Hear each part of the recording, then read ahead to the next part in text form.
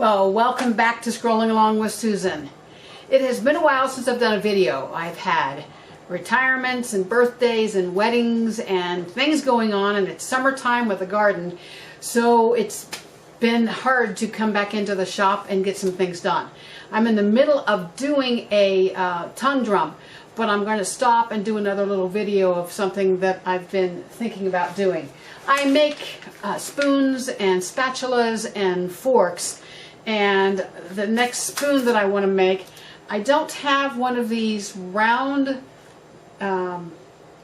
it's a sanding tool that you can sand the inside of the bowl on a spoon, and I don't have one of those, and I know these are great, I'm sure, but I would have to order them and wait on that, and I know that I can't wait for that to do this video, so I'm going to make one of my own.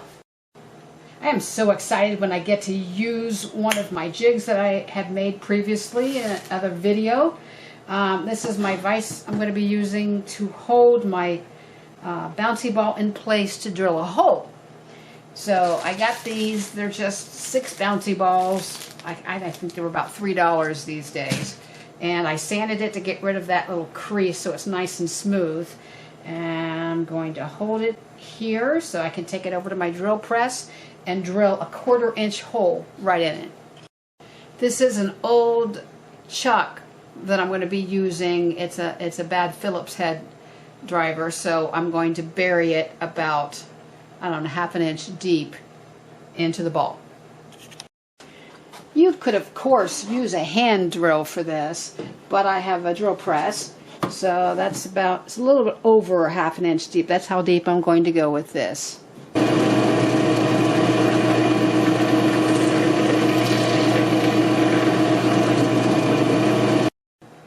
I'm using Gorilla Super Glue with this and filling it in the hole. I'm going to put quite a bit in here because I want to make sure.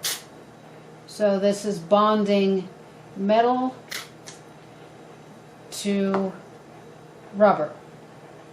And let me tap it with my rubber mallet and let it dry. My hook and loop tape is only 2 inches wide, so that's all the larger I can make for this particular ball. I'm going to do another one and I'll get a 3 inch wide, but right now I work with what I have. I'm using grid paper, so I make sure that I'm getting the center.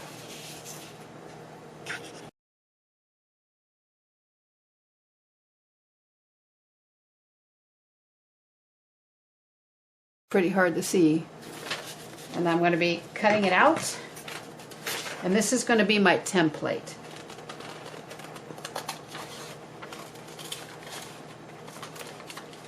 And I'll use this for the hook and loop tape as well as the sanding paper. Cut halfway for each wedge. Now I'm just going to be cutting a tiny bit off on each side so I can fold them over and they'll fit well. Just about halfway down. Like that. If you were a geometry major, you'd probably cringe at this. But I think this is going to work okay. I'm just testing it out to see if I need to do any more cutting. So when I fold it over, there's room. I need to cut just a little bit more off a couple of them. Now I'm just using my template to cut out all of my hook and loop tape and my sandpaper. And you know, you might want to tweak this a little bit and make it tighter or looser or whatever you need to do to make it fit perfectly.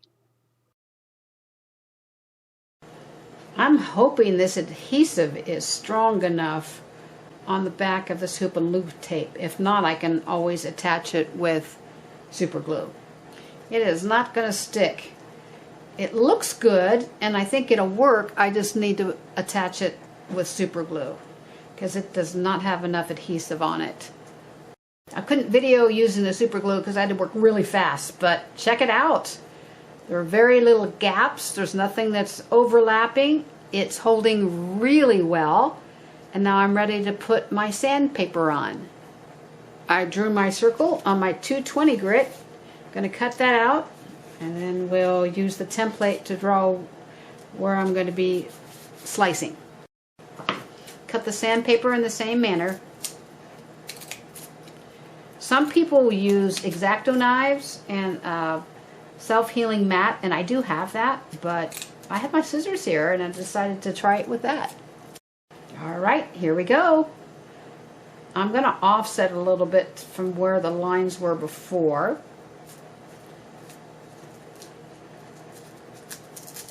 And of course you can remove this and change to different levels of sandpaper. And now all I have to do is demo it for you. So I'm just hollowing out this piece of maple. It goes down, I don't know, about 1/4 of an inch, just to show you that my tool will actually work. This works okay, but I think the next time I might buy a round ball or take wood and round it over so that I have a little bit more support to attach my hook and loop tape to the ball.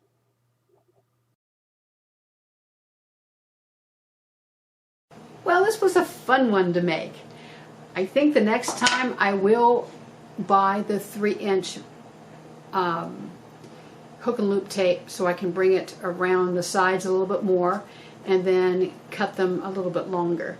And I might even make a real small one out of the 1-inch balls instead of the 2-inch balls, so I can fit into some little harder spots. So I hope you've enjoyed this and might give it a try yourself. Thanks for watching.